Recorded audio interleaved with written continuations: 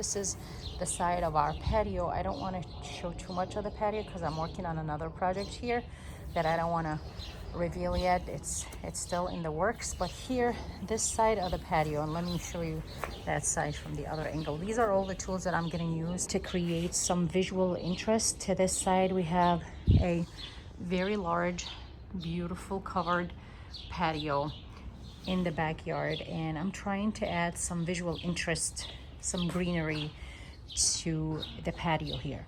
So I'm gonna use this no dig method that's very viral right now on YouTube, and I want to say I already tried no dig. These are the results. Do you see that? Do you see the grass growing? So I'm not gonna say it hasn't worked. I'm gonna say maybe the weed barrier that I used was not the best, and I had bought that weed barrier from the Home Depot. Now today we're gonna work with a different weed barrier, which is that heavy duty weed barrier from Costco.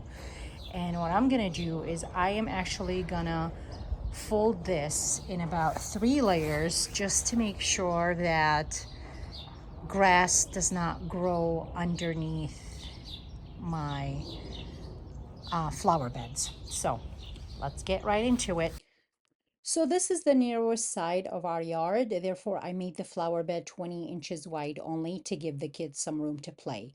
And as you'll see, I was not able to make the weed barrier into 3 folds, so I made it into 2 folds, and I cut another separate part and added it on top as a 3rd layer just to make sure that the weeds don't penetrate into the flower beds, because one of our friends used 1 layer of this barrier and he was telling us that the grass penetrated into the flower beds. Also, I use this plastic edging from Amazon. I'll link it down in the description box below because I think it's a great value for the money. It has 40 feet and 40 spikes, and I recommend it because you need lots of spikes for this job. Now I am digging out the soil after I cut the weed barrier from the spots where I want the plants to go. I did not make those holes too large so I don't expose much of the grass and give it a chance to grow right there by the plant's trunk. And you don't really have to make any big messes with this kind of job. As you see, I emptied the plant first and I dug the soil out and I put it in that planter. I'll use what I need from it and I'll just dump the rest somewhere in the yard where it's needed without making any messes. Also, before you empty the container, make sure that the soil is wet. This will make taking them out much easier than when you have dry soil. And here I am showing you how to split a plant. I just take a knife to the roots and cut it and gently separate the green parts to make them into 2 separate plants.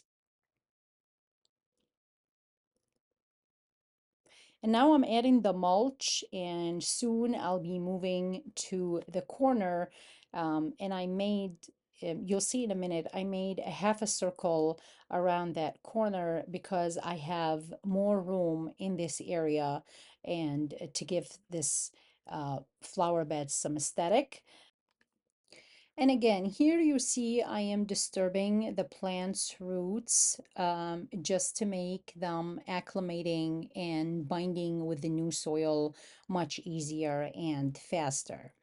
And as you saw that delphiniums are very easy to split, you also have another plant that's easy to split, which are hostas. Even if you have them in the ground, dig them out, split them, and replant them to multiply them in different parts of your land. All right, let me walk you through what I did in the yard here.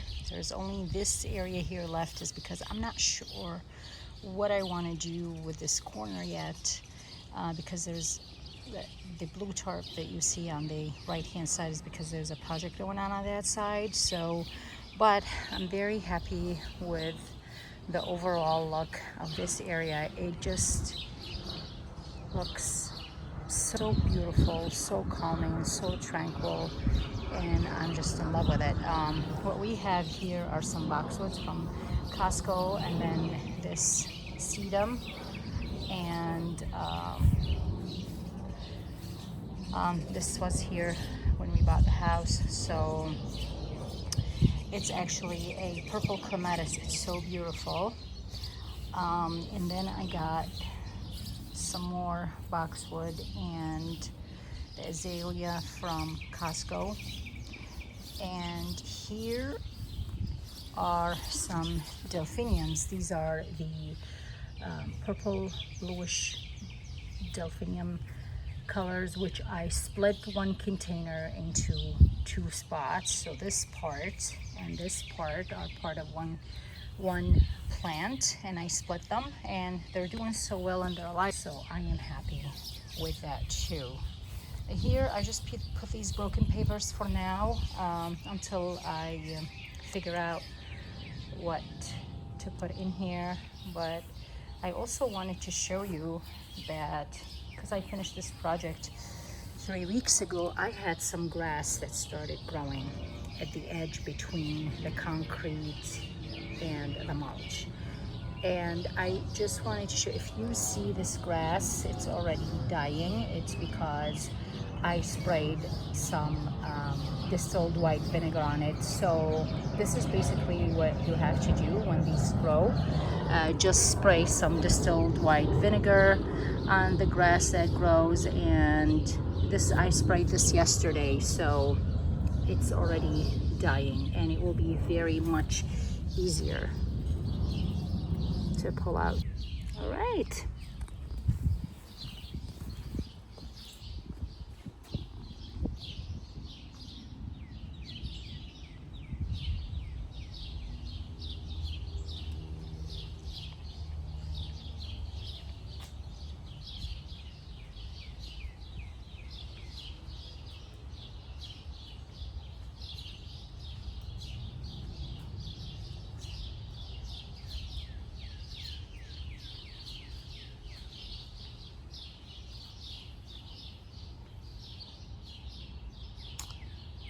And that's all for today. I hope to see you in the next one. Thank you so much for tuning in, and please don't forget to subscribe and give this video a thumbs up, and hope to see you soon.